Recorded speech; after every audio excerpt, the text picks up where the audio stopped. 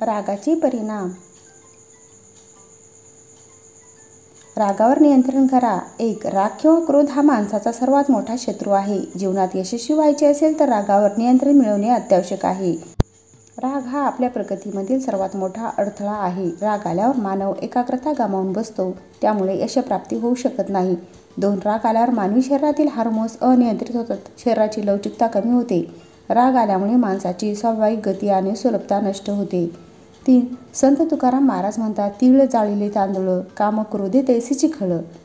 4. तुम्ही तुमच्या स्वतःच्या अभ्यासापोटी होम हवन करत असता, त्यामध्ये तुम्ही तीळ तांदूळ टाकत असता. होमाला आहुती देऊन तुम्ही अग्नीमध्ये तीळ तांदूळ टाकतात, तर मग तुम्ही तुमच्याकडील राग का बरं तसा तुमच्याकडे ठेवता? 5. तुम्ही तुमचा रागसुद्धा आहुती देऊन टाका. तुम्ही तुमचा राग ठेवून काय फायदा? माणसाकडे राग कधीच नसावा. 6. एकदा एक राजा दाट जंगलात हरवून जातो, जिथे त्याला खूप तहान लागते. इकडे तिकडे सर्व जागी शोधल्यावर सुद्धा त्याला कुठे पाणी मिळत नाही.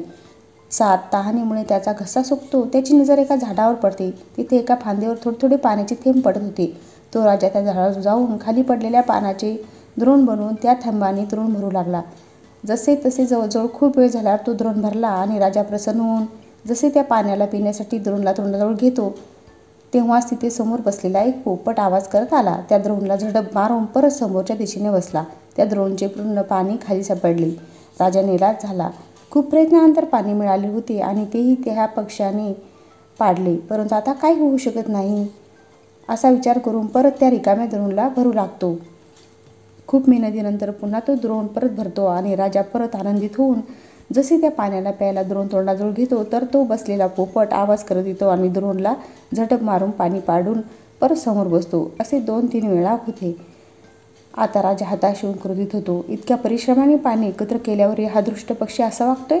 आता मी याला सोडणार नाही. आता हा जेव्हा परत येईल तेव्हा याला संपवून टाकेन, असे मनातल्या मनात ठरवतो. राजा आपल्या हातात चाबूक घेऊन परत त्या द्रोणाला भरू लागतो. खूप वेळानंतर त्या द्रोणात पाणी भरते. तेव्हा राजा पिण्यासाठी त्या द्रोणाला उंच करतो आणि तो पोपट परत आवाज करत जसा त्या द्रोणाला झडप मारण्यासाठी जवळ येतो, तसेच राजा चाबूक पोपटावर मारतो आणि त्या चाबकामुळे पोपटाचे प्राण जातात. आता राजा विचार करतो की या पोपटापासून तर पिच्छा सुटला, परंतु असे थेंब थेंब करून कधी द्रोण भरणार नाही आणि कधी माझी तहान विझणार. म्हणून जिथूनही पाणी पडत आहे तिथे जाऊन पटकन पाणी भरतो. जसा विचार करून तो राजा त्या फांदीजवळ जातो जिथून पाणी पडत होते. तिथे जाऊन जेव्हा राजा बघतो तेव्हा त्याच्या पायाखालची जमीन सरकते, कारण त्या फांदीवर एक भला मोठा अजगर झोपलेला होता आणि त्या अजगराच्या तोंडातून लाळ पडत होती. राजा ज्याला पाणी समजत होता ती अजगराची विषारी लाळ होती. राजाला पश्चाताप होऊ लागतो. हे देवा, मी काय केले? जो पक्षी सतत मला विष पिण्यापासून वाचवत होता, क्रोधामुळे मी त्यालाच मारून टाकले. मी संतांच्या सांगितलेल्या उत्तम क्षमा मार्गाचा स्वीकार केला असता, आपल्या रागावर नियंत्रण ठेवले असते, तर हे माझ्या हितकारक निर्दोष पक्षाचा जीव गेला नसता. हे देवा, मी नकळत किती मोठे पाप केले आहे. राजा दुःखी होतो. म्हणून म्हणतात की क्षमा आणि दया असणारा खरा वीर असतो. रागात व्यक्ती दुसऱ्यासोबत आपल्या स्वतःचे खूप नुकसान करून घेतो. राग ते विष आहे ज्याची निर्मिती अज्ञानतेमुळे होते आणि अंत पश्चातापाने होतो. म्हणून नेहमी रागावर नियंत्रण ठेवले पाहिजे.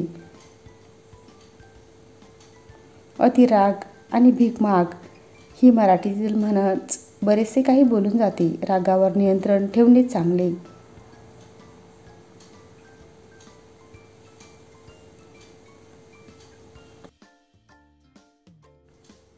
व्हिडिओला लाईक, शेअर आणि चॅनलला सबस्क्राईब नक्की करा. उद्याला पुन्हा भेटूया एका नवीन व्हिडिओसह. धन्यवाद.